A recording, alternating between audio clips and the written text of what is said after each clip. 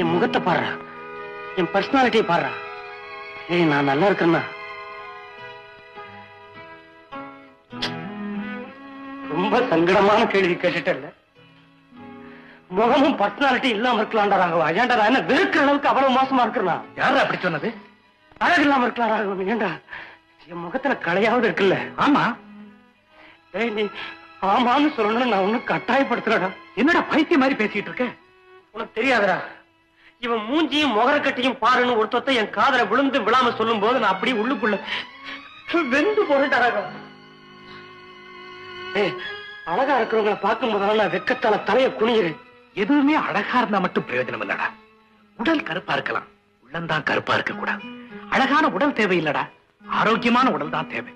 மெலிந்த தேகமா இருக்கலாம், வலிமையான நெஞ்சம் இருந்தா போதும். ராகவா, உன்னை கேட்கறதெல்லாம் என் மனசாட்சியே கேட்கிற மாதிரி இருக்கு. ராகவா, எந்த பொண்ணுக்காவது என் மேல காதல் வருமாடா? காதல் வெளி அழகுல ஏற்படுறது இல்லடா, ரெண்டு உள்ளங்களும் ஒண்ணு சேர்ந்தா போதும். தேங்க்ஸ்டா. ஏண்டா அந்த பொண்ணு ரொம்ப அழகா இருந்தா அப்ப கூட என்ன காதலிக்க தோணுமா? ஏன் தோணாது?